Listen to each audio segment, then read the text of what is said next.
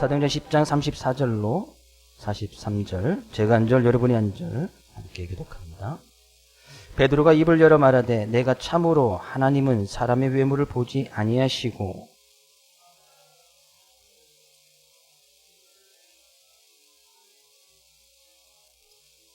만유의 주 되신 예수 그리스도로 말미암아 화평의 복음을 전하사 이스라엘 자손들에게 보내신 말씀,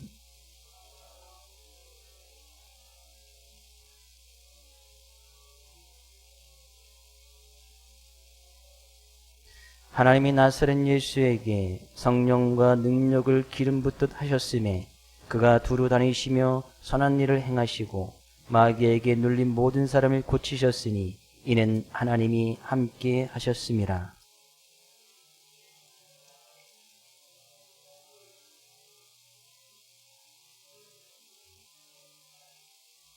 하나님이 사흘 만에 다시 살리사 나타나시되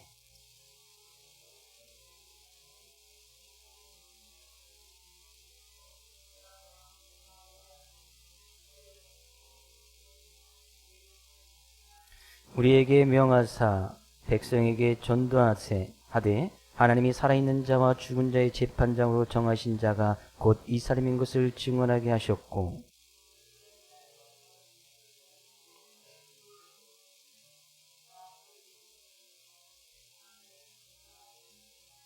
아멘. 중학교 학교에서 이제 시험을 보는데 이제 문제를 내면 이제 문제에 대해서 이제 특별하게 대답하는 아이들이 있어서 이런 문제인데 이런 답을 했다고 합니다. 연체 동물에 대해서 쓰시오. 그러니까 이런 특이한 답이 있었을 때요. 연체 좀 시켰다고 동물이라고 하다니 좀 심하다. 연체 동물. 연체하면 안 돼. 그 돌고래와 상어의 차이점을 쓰시오. 그랬더니 돌고래 쇼는 있어도 상어 쇼는 없다. 이렇게 답을 쓴 학생도 있대요. 선생님한테 불려가서 혼났겠지. 또 다이어트를 위해 유산소 운동을 권장하는 이유는 이거 이제 답을 쓰는 거예요. 어떤 학생이 이렇게 썼답니다. 선생님은 산소 없이 살 수 있어요? 유산소 운동. 그래서 선생님한테 불려가서 혼났다. 이 얘기입니다. 어치라는 새가 있습니다. 예, 이 새는 먹다 남은 열매를 땅속에 이렇게 차곡차곡 쌓아 놓는다고 이야기를 해요. 근데 하지만 그렇게 쌓아놓은 이 열매를 다 찾아서 먹지 못하고 많은 열매를 이제 까맣게 잊어버린다고 해요. 말 그대로 새머리죠. 새는 이제 머리라고 안 하고 새 대가리라고 이야기를 하잖아요. 새 대가리인 거예요. 근데 다람쥐도 새머리를 갖고 있답니다. 그러니까 이 다람쥐도 이제 도토리나 이런 열매를 먹고 남은 것은 이제 나중에 먹어야지 생각하고 나무 밑이나 이 땅속에 저장해 놓는데 그것을 또 금방 잃어버린다는 거예요. 근데 그 어치라는 새라든지 뭐 다람쥐 같이 잊어버린 그렇게 먹으려고 열매를 모아뒀다가 잊어버린 그것이 나중에는 그것 덕분에 거기서 이제 싹이 트고 그것이 나무가 되고 결국은 그것이 숲이 만들어진다는 거예요. 어찌나 다람쥐의 그런 어리숙함 때문에 또 이런 생태계가 돌아가고 큰 영향을 준다. 그런 책 가운데 그런 이야기를 보았습니다. 어떻게 보면 정말 그들의 좀 어리숙한 것이 좀 금방 잘 잊어버리는 것들을 통해서 또 다른 것들을 풍요롭게 만들어주는 거예요.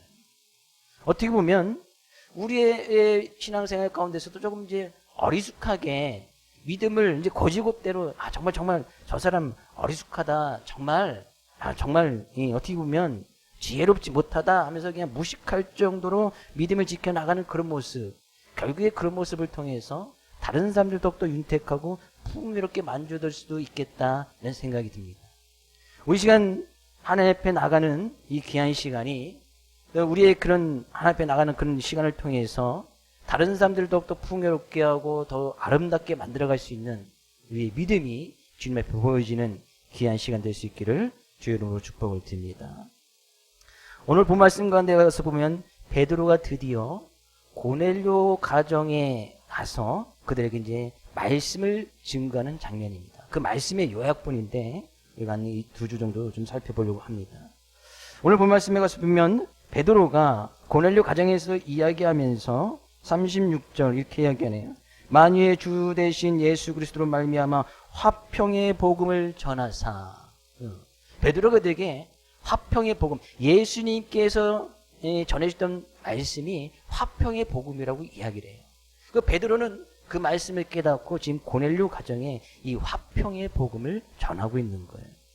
삶을 살아가면서 누구나 다 이 화평을 원하지 않는 사람은 없습니다. 성경 가운데 보면 이제 화평, 평강, 또 이제 평화, 평안, 이건 다 똑같은 단어를 쓰고 있어요.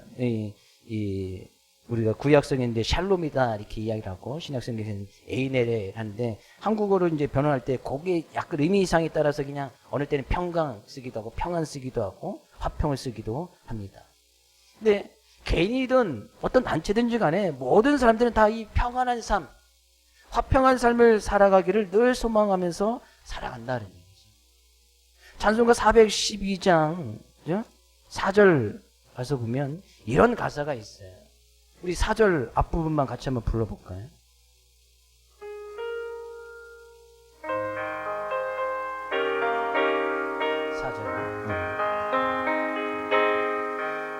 이 땅 위에 험한 길 가는 동안 참된 평화가 어디 있나. 그렇습니다.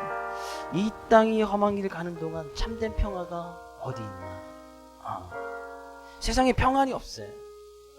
지금 우리가 살아가는 이 시대는 더 말할 것도 없겠지. 왜? 코로나19 바이러스 인해서 아마 코로나 블루 들어보셨죠? 그 코로나 때문에 우울증이 생긴 거예요. 심지어 코로나 블랙이라는 것도 있습니다. 이 코로나 때문에 삶을 마감하는 사람들도 있습니다. 코로나 여행 때문에.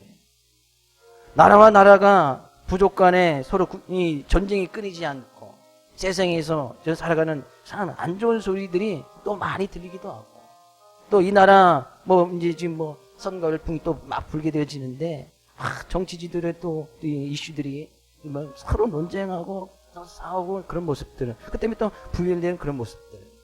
이제는 한국도 밤거리를 사람들이 모여서 이제 잘 활보하지 못하는 그런 시대가 됐습니다. 사람이 무서운 거예요. 밤이 무서운 게 아니고 가정들의 행복이 깨진 지는 정말 오래됐어요. 이 이혼율, 황혼 이혼율 전 세계 지금 1, 2위를 다툼하고 있어요. 그런 것은 1등 안 해도 되는데, 그죠? 요새 이제 이혼율은 세계 2위고요. 황혼 이혼율도 일본 다음으로, 그죠? 황혼에 이혼하는 아주 심각한 그런 상태가 되었습니다. 가정이 깨지면, 교회 깨지는 건 말할 것도 없겠지. 근데 이렇게 화평이 없고 평안이 없는 그런 시대.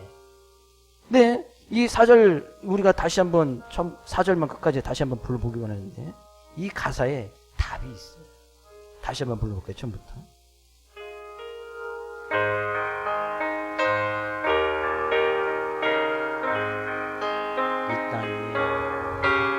이 땅 위에 험한 길 가는 동안 참된 평화가 어디 있나. 우리 모두 다 예수를 친구 삼아 참 평화를 누리겠네.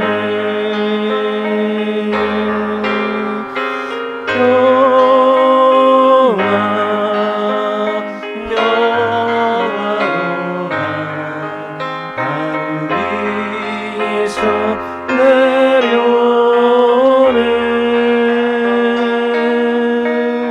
그 사랑의 물결이 영원토록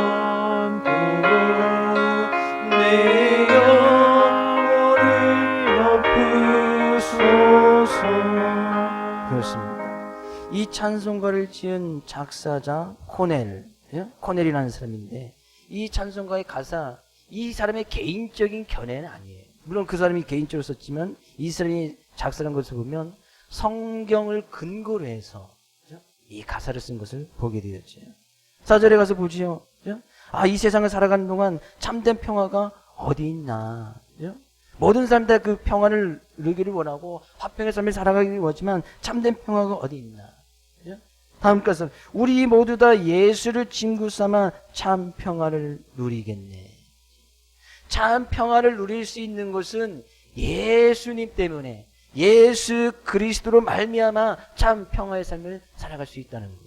평화 평화로다 하늘 위에서 내려오네. 이 평화는 이 세상 그 어떤 것으로도 줄 수 없음을 오직 하늘에 계셨다가 이 땅에 오신 예수 그리스도로 말미암아 참 화평 참 평화를 누릴 수 있음을 이야기하는 거예요. 이것이 이 사람 개인적인 견해는 아니지. 성경에서 이야기를 하고 있잖아요. 예수님께서 이 땅에 오시기 훨씬 전 700여 년 전에도 이사야 선지자는 이렇게 말했습니다. 이사야 53장 5절 말씀 같이 읽어보겠습니다. 그가 찔림은 우리의 허물 때문이요 그가 상함은 우리의 죄악 때문이라. 그가 징계를 받음으로 우리는 평화를 누리고 그가 채찍에 맞음으로 우리는 나음을 받았도다. 그가 징계를 받음으로 그가 예수 그리스도께서 우리의 죄악 때문에 우리의 허물 때문에 징계를 받고 십자가를 지심으로 말미암아 우리가 평화를 누릴 수 있게 되어졌다. 이 평화가 이 세상에 그 어떤 곳으로 이 평화를 누릴 수가 있겠습니까? 이 평화는 하늘 위에 계셨던 그 예수 그리스도가 이 땅에 오셔서 그 예수께서 친히 십자가의 고난을 당하심으로 말미암아 이 화평을 이 평안을 우리에게 허락해 주셨다는 사실이에요. 로마서 5장 1절에도 말씀하네요. 같이 읽어보겠습니다. 그러므로 우리가 믿음으로 의롭다 하심을 받았으니 우리 주 예수 그리스도 말미암아 하나님과 화평을 누리자. 우리가 우리 주 예수 그리스도로 말미암아 하나님 안에서 참 화평을 누리는 삶을 살아갈 수 있게 되어진다는 사실이에요.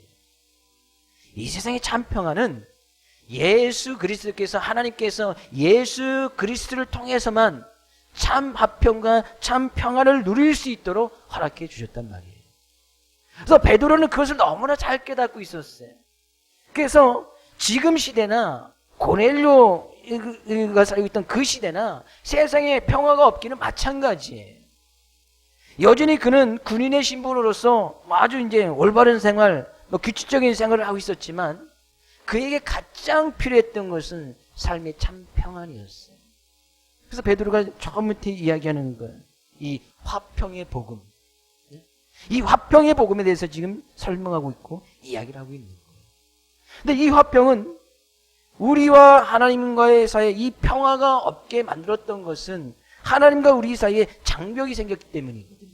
원래 하나님께서 인간을 지으셨을 때 에덴 동산에서 함께 늘 이게 평안하며 화평을 누리며 화목하게 살아가게끔 하나님께서 허락해 주셨어요. 근데 이 화목이 이 평안이 뭐 때문에 깨집니까? 그들이 죄를 지으로 말미암아 이 평안이라는 것이 떠나가 버리는 거예요. 화평이 없어졌단 말이죠. 그래서 하나님께서는 그 장벽을 허무시기를 위해서 예수 그리스도라는 이 중재자 역할을 하시는 예수 그리스도를 이 세상에 보내주신 거예요. 그래서 예수 그리스도께서 하나님과 우리 사이에 막혀있던 죄의 장벽, 이 허물의 장벽을 깨워주시고 우리를 그 가운데서 구원하셔서 참 평안, 참 화평을 누리게끔 허락해 주셨다는 사실이에요. 지금 이 고넬료 가정에 가장 필요했던 것이 바로 그 화평이었어요. 그 화평의 복음, 그 평안의 복음이 가장 필요했다는 얘기예요.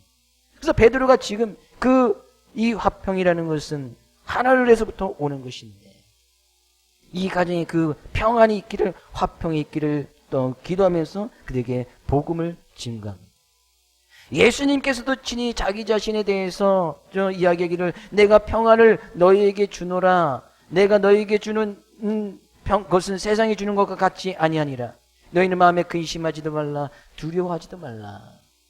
예수님께서 참 평안을 주시겠다고 말씀하고 있어요. 그러니 너희는 근심하지도 말고 두려워하지도 말라. 우리가 이 세상을 살면서 근심하고 두려울 것이 얼마나 많아요. 사람을 만나고 지금 교제하는 것도 정말 두렵고 공포스럽게 여기는 때가 지금 우리가 살아가는 이 시대 아니겠어요? 사람이 제일 무서워. 사람이라는 존재가 이제 제일 무서운 존재가 됐어요. 선뜻 아무에게나 이제 선을 베풀고 좀 그들과 교제하는 것이 쉽지 않은 시대가 됐단 말이죠. 그래도 우리나라는 아직까지 국가적으로 법으로 총기 사용을 막고 있기 때문에 얼마나 다행인지 몰라요. 우리가 뭐 외국처럼 총기 자유를 이렇게 해놨더라면 우리나라 절반은 2년 안에 없어질 것 같아요. 그렇지 않을까요? 제 생각인가요? 저도 총기의 자유를 허락해줬다면 지금도 총기 차고 있겠죠. 혹시 예배 시간에 누가 들어오나 그래서 빵. 우리나라 인구의 절반을 줄일 수 있을까요? 참 평안이 없다는 얘기죠. 그래서 지금 베드로는 이 복음을 증가하면서 이 복음은 고넬료 가정에 그 시대에 살아가는 사람들에게 이 시대를 살아가는 사람들에게 참 화평과 참 평안을 주기 위한 복음의 말씀이다. 복음 좋은 소식이다. 하나님의 말씀이다. 예수님의 말씀이다 라고 표현하는 것이 아주 적절한 표현인 것 같아요. 저는 그런 하나님의 말씀을 통해서 그 주 예수 그리스도를 통해서 특히나 부활주의를 맞이해서 예수님께서 왜 고난을 받으셨는지 우리 지난 한 주간 또 말씀을 많이 묵상하지 않았습니까? 그 십자가를 지신 그 예수님을 늘 바라보지 않았습니까? 그 예수님을 통해서 얻을 수 있는 참 평안이 여러분의 삶 가운데 여러분 가정 가운데 임할 수 있기를 주의 이름으로 축복을 드립니다. 이 세상에 절대 평안은 없어요. 오직 예수 그리스도를 통해서만 얻을 수가 있습니다. 그 예수님에 대해서 이제 베드로가 이제 복음을 증거하는 거야. 설교를 하는 것이죠. 그죠? 37절 말씀 가서 보입니다. 37절. 곧 요한이 그 세를 반포한 후에 갈릴리에서 시작하여 온 유대에 두루 전파된 그것을 너희도 알거니와. 38절. 하나님이 나사렛 예수에게 성령과 능력을 기름 붓듯 하셨음에 그가 두루 다니시며 선한 일을 행하시고 마귀에게 눌린 모든 사람을 고치셨으니 이는 하나님이 함께 하셨음이라. 38절 이 부분을 우리가 집중적으로 좀 보기를 원하는데요. 이 베드로가 그 예수님에 대해서 이제 예수님이 어떤 분이신지를 지금 이야기를 하고 있는 거예요. 화평의 복음, 복음의 주체는 예수 그리스도니까 이 화평의 또한 주체는 예수 그리스도니까 그 예수 그리스도에서 이야기를 하는데 예수 그리스도가 오기 이전에 벌써 세례 요한이라는 사람이 예수 그리스도에서 이야기를 했다. 그 이야기를 37절에 이야기를 하고 있고 그 예수 그리스도는 어떤 분인가? 38절 하나님이 나사렛 예수에게 그 예수에 대해서 베드로가 처음 설명하는데 나사렛 예수다. 그분은 나사렛 예수셨다 이야기합니다. 이 나사렛이라는 것은 너무나 잘 알다시피 이제 동네 이름이에요. 당시에는 예수님만 예수 이름을 가진 것이 아니고 동명이인이 너무나 많았습니다. 성경에도 이제 동명이인이 너무나 많잖아요. 우리 뭐 이름이 같은 사람이 너무나 많잖아요. 그래서 성경에서는 그 사람들의 이름을 좀 구별하기 위해서 대부분 앞에 출생지 어디의 사람 어느 동네 사람 누구 나사렛 예수. 그러니까 나사렛 동네에서 난 예수 이렇게 표현하는 거예요. 막달라 마리아, 막달라 지역에서 있는 마리아. 성경에 마리아는 또 많잖아요. 그러니까 막달라 마리아 이렇게 구별을 했단 말이죠. 또 그것이 또 힘들면 이제 부모님의 이름을 따서 누구누구의 아들 누구 이렇게 구별해서 이름을 붙였습니다. 근데 베드로는 예수님의 제자였기 때문에 예수님에 대해서 그 누구보다도 잘 알고 있던 사람이 이 베드로예요. 근데 이 고넬료 가정 그의 친족과 친구들이 모여있는 이들에게 예수님을 소개하는데 나사렛 예수인 것을 먼저 강조하고 있어요.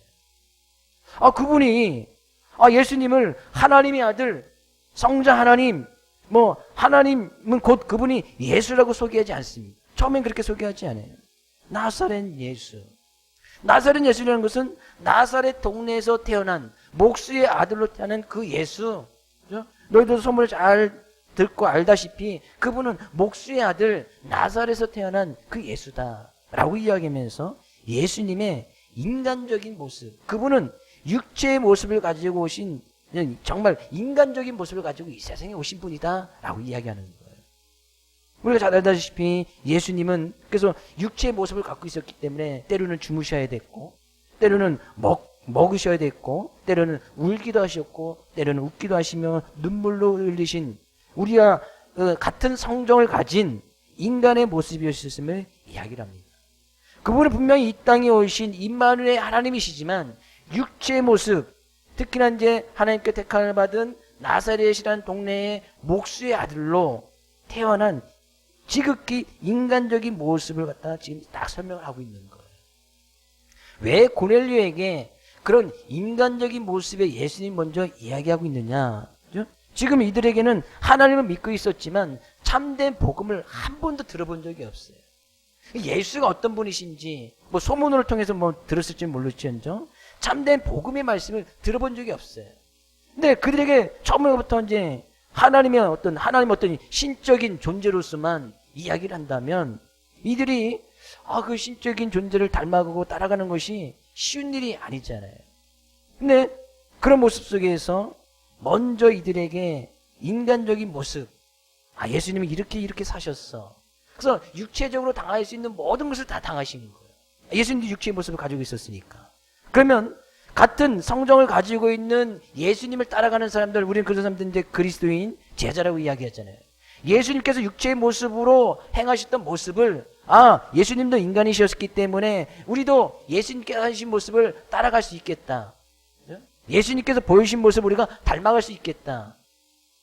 그런 모습을 보면서 우리가 예수님을 따라가야 되는구나, 예수님을 더 닮아가야 되는구나, 쉽게 예수님을 만날 수가 있단 말이죠. 그래서 고넬료가 지금 먼저 그 예수는 인간의 모습으로 오셨다. 인간의 모습으로 오셔서 때로는 먹기도 하고 때로는 힘들어하시기도 하고 때로는 눈물도 흘리셨다. 그럼 우리는 그런 모습을 닮아가기는 너무나 쉬운 거예요. 그러니까 인간이 신을 닮아간다, 이건 어떻게 보면 불가능한 거예요. 뭐 가당치 않은 이야기죠. 어떻게 인간이 어떻게 하나님을 닮아갈 수가 있습니까? 근데 그 하나님, 신과 같은 그분이 인간의 모습을 가지고 오셨기 때문에 그분을 닮아가는 것은 쉬운 거예요. 그분이 예수님께서 친히 다 보여주셨기 때문에. 인간이 할 수 없는 일들도 물론 예수님께서 하시지만 그 뒷부분에 이야기를 하고 있습니다. 그래서 예수님께서 인간적인 모습을 가지고 오셨기 때문에 고넬료가 더 쉽게 그분은 나사렛 예수셨구나, 인간적인 모습을 가지고 오셨구나, 우리가 어떤 똑같은 인성을 가지고 계시구나, 이것을 갖다 먼저 이야기를 하는 거예요. 그분이 38절 하나님이 나사렛 예수에게 성령과 능력을 기름 붓듯 하셨음에 그가 두루 다니시며 선한 일을 행하고 마귀에게 눌린 사람을 고치셨으니. 뒷부분에서 예수님께서 이제 두루 다니면서 선한 일을 행했다. 이제 선한 일을 행한 것은 이제 언제 어디서나 은혜를 베풀어 주었다는 얘기죠. 이것은 인간적인 모습에서도 가능한 일이죠. 우리가 은혜를 베풀어 주고 은혜 받은 것이 있다면 은혜를 베풀어 주고 나눠주는 거. 그죠? 이것은 나사렛 예수로서의 인간적인 모습에서 충분히 가능한 거예요. 근데 그 뒷부분에 가서 보면 마귀에게 눌린 사람들을 고치셨다. 이것은 어떻게 보면 이 마귀에게 눌린 사람을 고치셨다는 것은 인간으로서는 어떻게 불가능한 일이에요. 왜? 인간에게는 그런 능력이 없기 때문이에요. 근데 어떻게 예수님께서 이 마귀에 눌린 사람들을 고치실 수 있었을까? 앞부분에 이야기하죠. 하나님이 예수에게 성령과 능력을 기름 붓듯 하셨음에, 하나님께서 예수에게 성령과 능력, 보통 사람들이 가질 수 없는 그런 능력을, 성령의 충만함을 기름 붓듯 참 충만히 부어주셨기 때문에 예수님께서 그런 일을 할 수 있었다는 얘기죠. 이것은 어떻게 보면 신적인 영역인 거예요. 그러니까 우리가 예수님에 대해서 분명히 잘 알아야 될 것이, 예수님 분명히 인간적인 모습을 가지고 오셨지만 사람의 능력이나 이성이나 생각을 훨씬 더 뛰어넘는 신적인 능력, 신적인 존재, 신성까지도 가지고 있었으면 우리는 두 가지를 다 인정해야 돼요. 어느 하나만 인정을 하면 우리가 이제 잘못된 교훈에 빠지기 쉽습니다. 그래서 어느 이제 잘못된 것을 가르치는 잘못된 교단에서는 예수님의 인간적인 모습을 싹 빼는 부분이 있어요. 예수님께서 예수님이 하나님의 아들인데 그런 인간적인 모습, 그냥 먹고 자고 이렇게 눈물 흘리고 너무 나약한 모습, 이런 것은 싹 빼버려요. 그럼 성경에 반토막 나는 거죠. 예수님 인간적인 모습을 사복음서에서 쭉 빼보십시오. 절반밖에 남지 않아요. 또 어떤 부분에서는 또 예수님의 신적인 능력을 다 부인해요. 예수님을 좀 깎아내리기 위해서 신적인 능력을 다 부인해. 그런 것은 다 그냥 비유야. 실제 그런 일이 일어났던 것이 아니고 그냥 비유로서 하는 이야기하면서 신적인 부분을 다 빼버려. 예수님을 철저하게 인간으로 만들어버려요. 그러면 성경이 또 반토막 나요. 왜 신적인 영역에서 이루어지는 그 일을 싹 빼버리면 성경이 있을 수가 없겠지. 어느 하나만 추구하는 것이 아니고 우리가 믿는 예수님은 분명히 인간적인 모습, 인성을 가지고 있고 신적인 능력을 가지고 있는 신성을 가지고 있으신 인간이면서도 하나님이신 그분이 곧 예수 그리스도라는 얘기죠. 네, 그런 예수님께서는 늘 하나님이 함께해 주셨다. 하나님께서 늘 함께해 주셔서 도저히 인간으로서 행할 수 없는 그런 일들도 행하게끔 하셨고 또 인간으로서 인간의 모습으로서 행할 수 있는 일들로 또 하나님께서 해주심으로 말미암아 그가 수많은 고통과 어려움을 당했을 때 그 고통과 어려움을 이겨나갈 수 있도록 하나님께서 도와주셨다는 사실이에요. 그러면 우리가 그런 예수님을 닮아가는 사람, 예수님을 따라가는 사람이면 우리는 분명히 예수님께서 보여주신 모습을 그대로 따라가야 되는 거 아니겠습니까? 그러면 우리도 인간적인 모습 속에서 선한 일을 두루 다니면서 선한 일을 행하시고 그 은혜를 베풀어지는 그런 삶의 모습을 살아가야 되고 또 마귀에게 눌린 사람들을 고치는 그런 일들, 그런 일들도 할 수 있어야 된다는 거예요. 근데 그것이 어떻게 가능해요? 성령과 능력을 받을 때 하나님으로부터 주시는 하나님께서 주시는 성령과 능력을 받을 때 그런 일이 일어난다는 사실이에요. 저는 이 시간 주의 말씀을 통해서 하나님께서 이 시간 우리와 함께 하신 줄로 믿습니다. 그 하나님께서 이 시간 우리의 마음과 정성과 뜻을 들여서 하나님 앞에 나가는 우리의 사랑하는 모든 성도들에게 성령 충만, 능력 충만을 허락해 주실 기를 주의 이름으로 축복을 드립니다. 우리가 하나님도 아닌데 어떻게 마귀에 눌린 사람들을 고칠 수 있을까? 우리는 그 부분에서 좀 살펴보기를 원해요.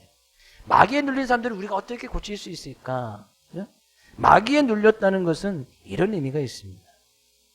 예수님께서도 이제 공생의 삶을 시작하기 전에 마귀에게 먼저 유혹을 받으신 적이 있어요. 예수님께서 이제 본격적으로 이제 하나님의 신적인 영역을 나타내면서 이제 삶을 시작하기 이제 3년 동안 그런 삶을 사시잖아요.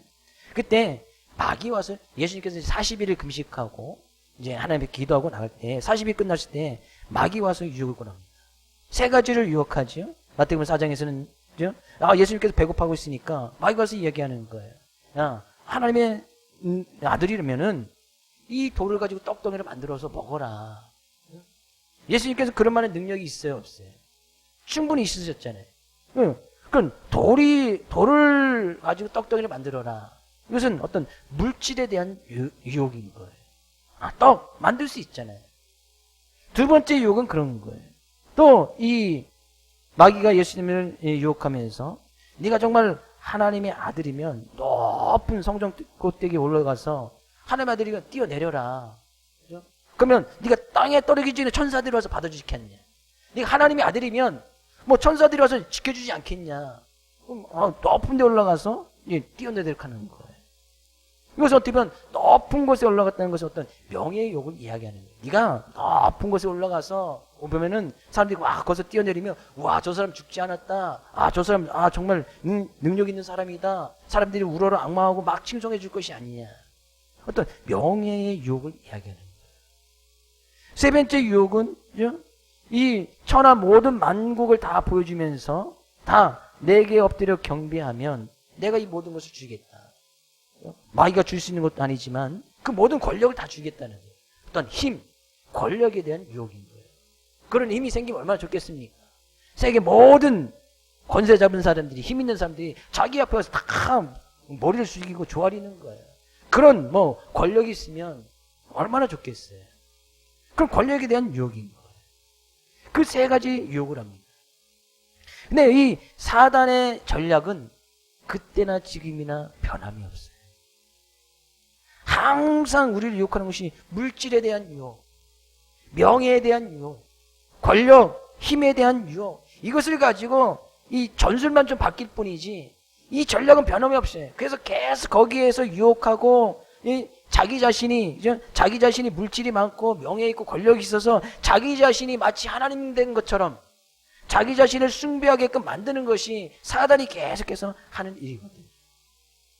그렇다면 마귀에게 눌린 사람이라면, 우리가 흔히 마귀에게 눌렸다라고 하면 뭐 실제적으로 뭐 귀신 들린 그런 사람들만 생각할 수가 있는데, 물론 그것도 맞아요.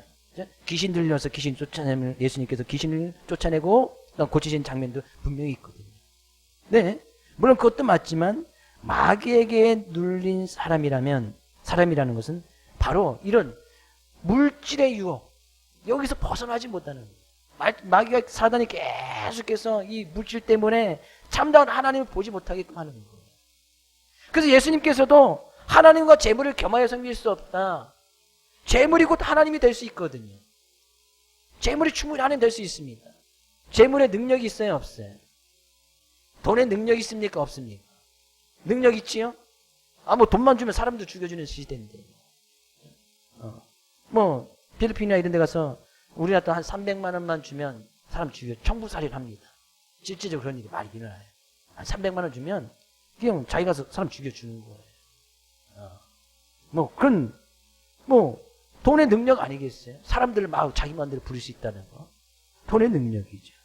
근데 거기서 벗어나지 못하게끔 한단 말이죠. 마귀에 계속 눌려있는 거예요. 명예의 유혹. 사람들이 이 명예를 목숨같이 지키는 사람이 있습니다. 자기의 이름이 실추되거나 명예가 실추되는 것에 못 견다는 사람이 있어요. 인기가 싹 올라갔다 그것이 떨어지면, 그죠? 인기 쫙 있어서 사람들이 막 박수를 받고 있다가 그것이 갑자기 사라지면 그것에 못 이겨서 막 우울증이 걸리고, 그래서 의뢰해서 스스로 목숨을 끊는 사람들이 종종 우리가 보잖아요. 특히나 연예인들 같은 사람들 보면 그 인기가 있을 때는 막 올라갔다가 그것이 이제 인기가 없어지면 이제 명예가 없어지는 거죠. 그것 때문에 이제 못 이겨서 고민하고, 그것 때문에 이제 병이 들기도 하고 삶을 마감하는 경우들 종종 보잖아요. 근데 이게 연예인 세계뿐만이 아니에요. 늘 근데 그 명예욕 때문에 다른 것을 보지 못하는 거예요. 자기 명예만 최고인 거지. 여전히 마귀에게 눌려있는 사람이. 또한 이 권력의 욕심은 더 말할 것도 없지요. 왜 사람들이 계속해서 권력을 가지려고 합니까? 다른 사람이 가지고 있는 권력보다 더 많은 권력을 가져가는 것이 뭐예요? 그 사람들이 자기한테 머리 숙여 조아리거든. 자기 자신이 마치 왕이 되고 자기 자신이 마치 하나님 된 것처럼 모든 사람들이 와서 다 저기한테 와서 무릎을 꿇고 경배한다고 생각해 보십시오. 그거 좋아하는 사람들은 거기서 헤어나지 못하는 거예요. 근데 사단은 늘 이 세 가지를 가지고 믿는 사람들이 계속해서 억압하고 억눌린다는 사실이에요. 결국에 이 예수님께서는 이런 마귀의 유혹을 물리쳐 나가시는데 다 하나님의 말씀으로 물리칩니다. 돌이 되어 떡덩이가 되게 하라. 예수님께서 말씀하시네요. 사람이 떡으로만 살 것이 아니요 하나님의 입으로 나오는 모든 말씀으로 살 것이라. 사람이 떡만 가지고 물질만 가지고 사는 것이 아니야. 하나님의 입으로부터 나오는 모든 말씀으로 살아야 돼.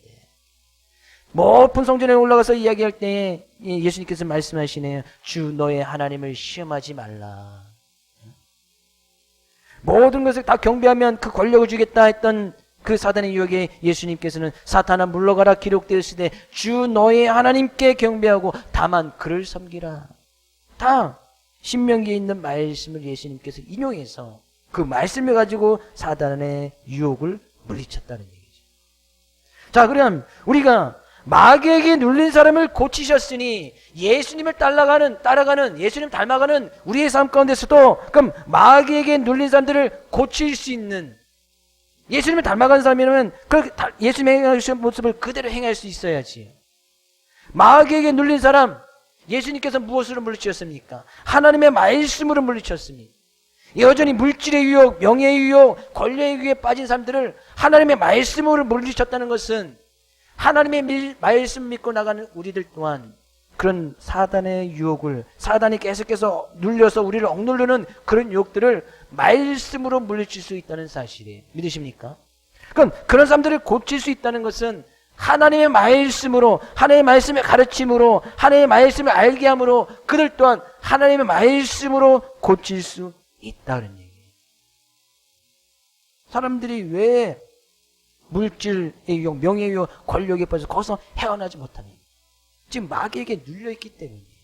그것을 벗어버릴 수 있는 것은, 마귀의 유혹과 실체를 바르게 분별해서 그것을 벗어버릴 수 있는 것은 오직 하나님의 말씀밖에 없다는 얘기예요.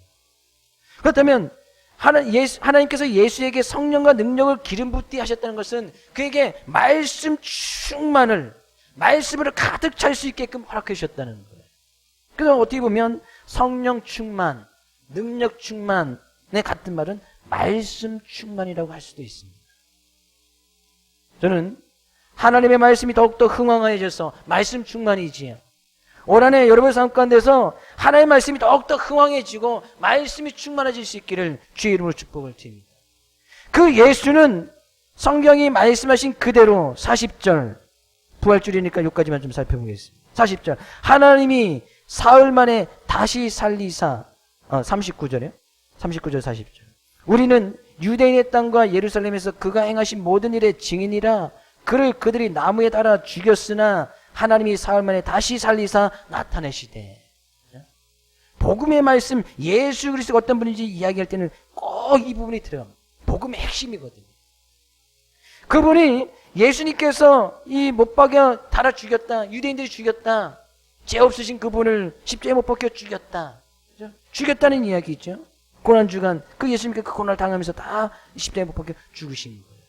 네, 그 죽음에서 끝난 것이 아니고 하나님이 다시 사흘 만에 다시 살리사, 하나님께서 그 예수 그리스도를 다시 살리셔서 부활케 하셔서 우리에게 참 복음의 소망, 또한 부활에 대한 소망을 갖도록 허락해 주셨다는 사실이에요.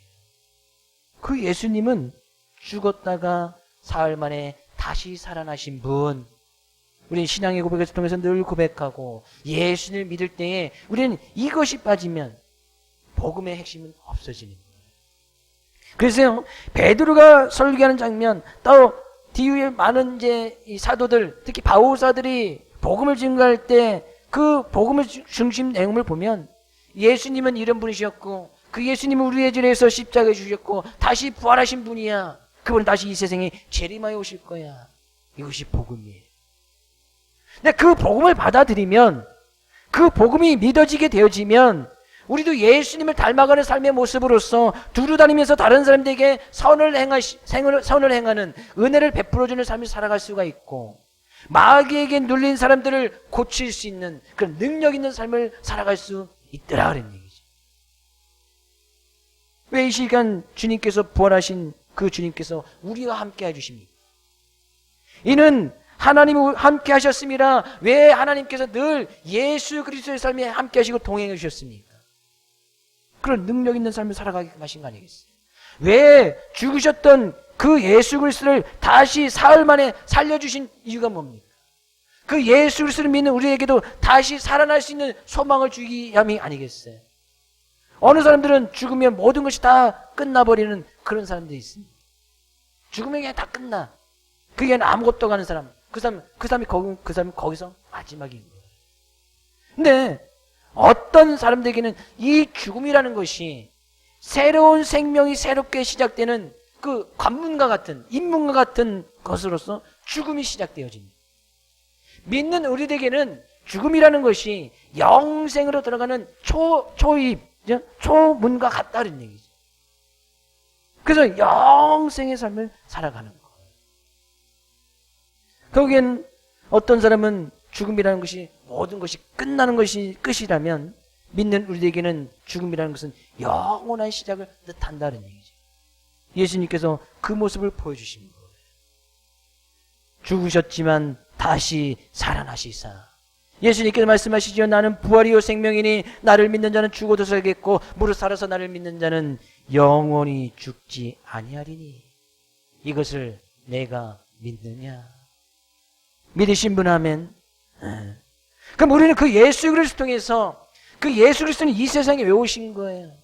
우리 하나님과 우리 사이에 화평을 전해주시기 위해서, 화평의 관계를 유지하기 위해서 그 죄의 담으로 막혀있던 그 죄를 허물어 주시고, 그래서 우리가 하나님 앞에 담대히 나갈 수 있단 말이죠. 화평을 허락해 주신 거예요. 삶의 참평을 허락해 주신 거예요. 그럼 참 평안을 살아가는 우리들은 예수님을 닮아가야 되는데 어떻게 해요? 하나님의 말씀을 무장하고 말씀을 충만하여서 선한 일을 많이 행하고 마귀에게 누른 자들 고치는 그런 능력 있는 삶을 살아간다는 거예요. 뿐만 아니라 우리에게는 그런 부활의 참 소망이 있어서 우리는 육체적인 삶이 다하는 그때에 또 영생이 시작됨을 믿고 그 부활의 주님을 의지하고 나간다는 사실이에요. 이 모든 것이 가능한 것은 하나님께서 우리와 함께 하시기 때문이다. 이번 한 주간도 그런 하나님께서 늘 함께 하심으로 말미암아 능력 있는 삶, 말씀 충만한 삶, 성령 충만한 삶, 능력 충만한 삶의 모습으로 선한 일을 많이 행하시고 은혜를 베푸는 삶, 또 마귀에게 눌린 모든 사람들을 고치며 나가는 능력을 베풀고 기적을 베풀며 살아가는 귀한 삶의 모습, 우리 사랑하는 모든 성도님의 삶의 모습 되기를 주의 이름으로 축복을 드립니다.